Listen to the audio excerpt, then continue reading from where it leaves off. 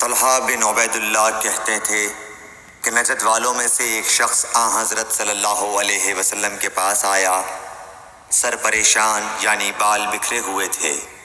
ہم اس کی آواز کی بن بناہٹ سنتے تھے اور ہم سمجھ نہیں پا رہے تھے کہ وہ کیا کہہ رہا ہے، یہاں تک کہ وہ نزدیک آن پہنچا جب معلوم ہوا کہ وہ اسلام کے بارے میں پوچھ رہا ہے۔ حضرت صلی اللہ علیہ وسلم نے فرمایا کہ اسلام دن رات میں 5 نمازیں پڑھنا ہے۔ اس نے کہا بس اس کے سوا تو اور کوئی نماز مجھ پر نہیں۔ آپ نے فرمایا نہیں مگر تو نفل پڑھے تو اور بات ہے۔ حضرت صلی اللہ علیہ وسلم نے فرمایا اور رمضان کے روزے رکھنا۔ اس نے کہا اور تو کوئی روزہ مجھ پر نہیں ہے۔ آپ نے فرمایا نہیں مگر تو نفل روزے رکھے تو اور بات ہے۔ طلحہ نے کہا اور حضرت صلی اللہ علیہ وسلم نے اس زکوٰۃ کا بیان کیا۔ وہ کہنے لگا کہ بس اور کوئی صدقہ مجھ پر نہیں ہے۔ آپ نے فرمایا نہیں مگر یہ کہ تو نفل صدقہ دے تو اور بات ہے۔ پھر وہ شخص پیٹھ موڑ کر چلا گیا، یوں کہتا جاتا تھا قسم خدا کی میں نہ اس سے بڑھاؤں گا نہ گھٹاؤں گا۔ حضرت صلی اللہ علیہ وسلم نے فرمایا اگر یہ سچا ہے تو اپنی مراد کو پہنچ گیا۔ صحیح بخاری حدیث نمبر 46۔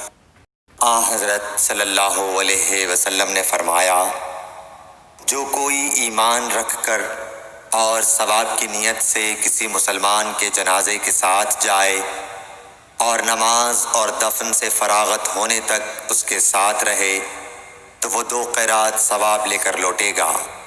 ہر قیرات اتنا بڑا ہوگا جیسے احد کا پہاڑ۔ اور جو شخص جنازے پر نماز پڑھ کر دفن سے پہلے لوٹ جائے تو وہ 1 قیرات ثواب لے کر لوٹے گا۔ صحیح بخاری حدیث نمبر 47۔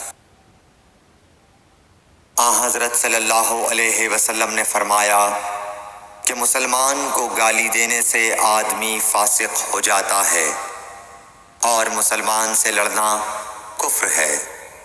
صحیح بخاری حدیث نمبر 48۔ حضرت صلی اللہ علیہ وسلم اپنے حجرے سے نکلے، لوگوں کو شب قدر بتانا چاہتے تھے وہ کون سی رات ہے۔ اتنے میں 2 مسلمان آپس میں لڑ پڑے۔ آپ صلی اللہ علیہ وسلم نے فرمایا میں تو اس لیے باہر نکلا تھا کہ تم کو شب قدر بتلاؤں، اور فلاں فلاں آدمی لڑ پڑے تو وہ میرے دل سے اٹھا لی گئی، اور شاید اسی میں کچھ تمہاری بہتری ہو، تو اب ایسا کرو کہ شب قدر کو رمضان کی 27ویں، 29ویں اور 25ویں رات میں ڈھونڈا کرو۔ صحیح بخاری حدیث نمبر 49۔ ایک دن حضرت صلی اللہ علیہ وسلم لوگوں میں تشریف فرما تھے کہ آپ کے پاس ایک شخص آیا اور پوچھنے لگا کہ ایمان کسے کہتے ہیں۔ آپ صلی اللہ علیہ وسلم نے فرمایا کہ ایمان یہ ہے کہ تم اللہ پاک کے وجود اور اس کی وحدانیت پر ایمان لاؤ، اور اس کے فرشتوں کے وجود پر، اور اس اللہ کی ملاقات کے برحق ہونے پر، اور اس کے رسولوں کے برحق ہونے پر، اور مرنے کے بعد دوبارہ اٹھنے پر ایمان لاؤ۔ پھر اس نے پوچھا کہ اسلام کیا ہے؟ آپ صلی اللہ علیہ وسلم نے پھر جواب دیا کہ اسلام یہ ہے کہ تم خالص اللہ کی عبادت کرو اور اس کے ساتھ کسی کو شریک نہ بناؤ، اور نماز قائم کرو، اور زکوٰۃ فرض ادا کرو، اور رمضان کے روزے رکھو۔ پھر اس نے احسان کے متعلق پوچھا۔ آپ صلی اللہ علیہ وسلم نے فرمایا احسان یہ ہے کہ تم اللہ کی عبادت اس طرح کرو گویا تم اسے دیکھ رہے ہو۔ اگر یہ درجہ نہ حاصل ہو تو پھر یہ تو سمجھو کہ وہ تم کو دیکھ رہا ہے۔ پھر اس نے پوچھا کہ قیامت کب آئے گی؟